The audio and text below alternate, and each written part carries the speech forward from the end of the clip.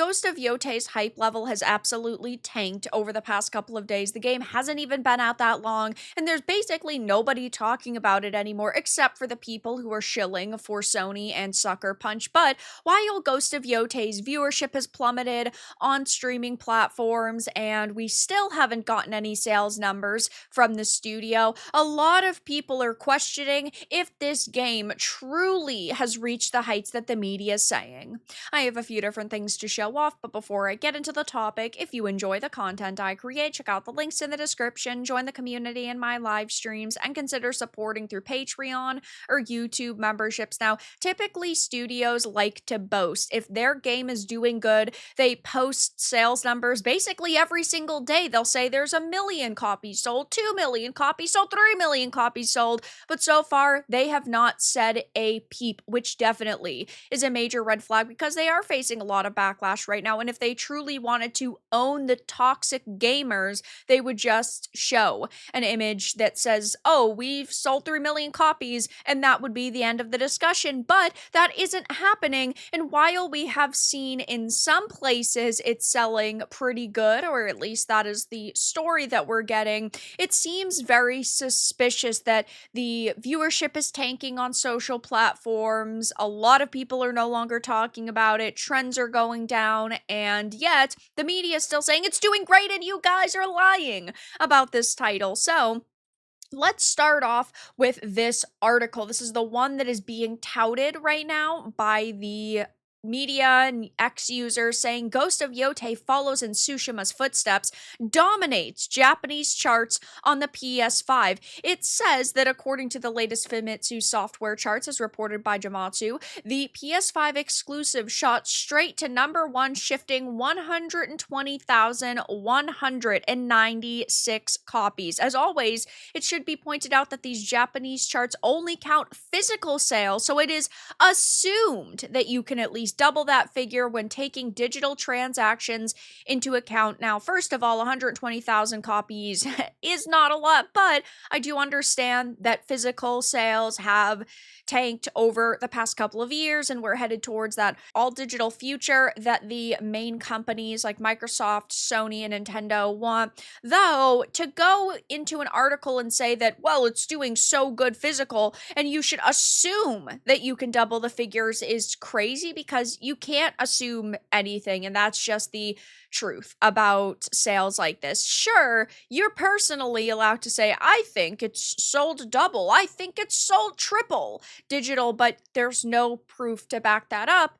And when you are the access media, right, and you want people to trust you and you're supposed to have journalistic integrity, you probably shouldn't be going into this saying it's assumed you can double that figure, though that's not here nor there. I don't go to the access media to get solid information at this point, and we're also hearing a rumor that Ghost of Yotei ads were quickly scaled back by Sony Japan due to collapsing sales. Of course, take this with a grain of salt, but it is an interesting rumor. It says a source close to Sony has told that place that Sony Japan has quietly scaled back its marketing push in paid advertising for Sucker Punch's Ghost of Yotei less than a week after its launch. According to the source, the decision comes in response to disappointing sales trends and a desire not to lose money on a game that has a declining sales trajectory. Now, I do think that this game had a plethora of problems surrounding it. Of course, you had them replacing Jin Sakai with Atsu.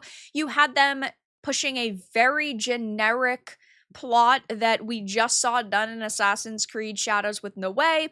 You have Erika Ishii, who's controversial, some absolutely disgusting statements made by developers on this project, and it just didn't seem like it was going to live up to the hype. Now, again, I always expected it to sell similar to what I thought Assassin's Creed Shadows would sell, which is in the 3 to 4 million copies range. I don't think that this is going to hit even close to the heights of Tsushima, which is over 10 million copies at this point. But it is early on, right? It's been out for a week and change, but you'd think that Sony would have already started boasting about these numbers if it truly is doing fantastic. Now, maybe they decided not to report on the 1 million sales because of that rumor that was circulating that the Access Media was running with from the X accounts with less than 10K followers, and they have no history of leaks or sales information, no ties to analytic firms or anything like that. Maybe they decided, oh, that number's already been spread across social media. We'll wait till 2 million, but that hasn't happened as quickly as they expected. Though we do know that while Ghost of Yotei is #1 in places like Japan and even physical game sales in the UK, it's still sold 40% less than Tsushima. And an analyst explains and reassures, saying, well, Tsushima came out towards the end of the PlayStation 4 era, back when there were way more consoles. And of course, you had the pandemic and all of these different things. I personally don't think that Yotei should have sold significantly less than Tsushima, 40% weaker at launch. That's a crazy drop because people loved Tsushima. And if this game had Shinsekai, you bet your bottom dollar it would be selling even better than the first one, because the first one was a brand new series from Sucker Punch who hadn't put anything out in years. I don't even remember there being a massive marketing campaign around it, and this game should have done significantly better, or at least on the same level, and that's not the case here. So while it might be #1, it's still selling 40% less than Tsushima in some reasons. But to top all of that off, the viewership for this has been insanely bad. On launch day, I actually had taken a screenshot on Twitch, and it was in 7th place, and it was behind games like League of Legends and CSGO, and games that are in some cases over a decade old, which is crazy. But even after that, when the marketing campaign clearly halted and all of the big streamers had done their sponsored stream and they didn't go back to it because they're not being paid to play and they didn't enjoy it enough to continue in, the viewership drastically tanked. Their Twitch viewership plummeted from their peak of 111K viewers to less than 13K in just 5 days. Google Trends shows a consistent decline even during the weekend, which is a worst case scenario for the game. Despite the initial surge of viewers, the viewership did not convert to sales or interest, likely due to an unimpressive state of the game. Rapidly declining interest indicates word-of-mouth marketing is failing, where most people who talk about the game on social media are urging people not to buy it. Promotional marketing stopped shortly after release. This indicates that they stopped any ad spending to maintain reserve cash on hand. Then the game fell out of trending very quickly on social media. Any promotion of the game included aspects of the game that were not part of the core gameplay, such as bamboo cutting, fishing, and cooking. This indicates that the company knows its core gameplay was lacking and didn't meaningfully move the needle compared to Tsushima. Hardly any bots or paid shows promoting this game. Only people promoting the game are political activists who want to promote the woke agenda within the game, and this is all a very bad situation for Sony. Of course, a lot of this is like speculation that, oh, word of mouth is declining, but we do see things like the interest over time already tanking, the viewership already tanking on platforms, and all I can really say is I'm not going to shed a tear for them. This is what happens when you basically give your core audience the middle finger and say, we don't respect you enough to continue your favorite character's story. We're replacing them. We are modernizing what could have been absolutely amazing series of titles. And if they really wanted a lead female protagonist, they could have just used Yuna. They could have continued that. They could have had Jin Sakai in the game, but you played as Yuna. They're fighting together side by side again. That could have been really cool, but that's not the direction they went in.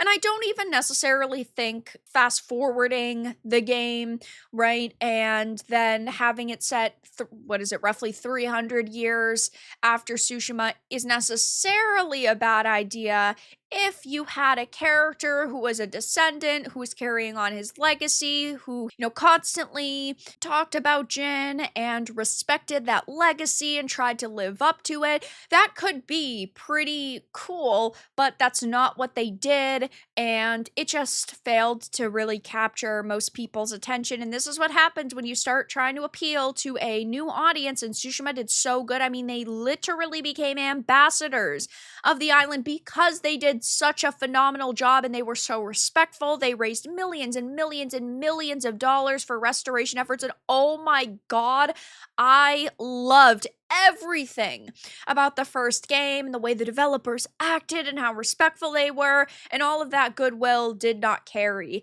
into the sequel. So I'll definitely be covering Yotei again in the future, I'm sure. I'm very curious to see if Sony is going to announce any sales figures, but at this point it seems like they are embarrassed by them and they are staying silent. But that's all that I really had to discuss in this video. Let everyone know your thoughts in the comments below. If you found this important and informative, make sure to give it a like and subscribe to the channel, and if you didn't, give it a dislike. I appreciate your support either way, but I'll talk to you all again in the next video really soon.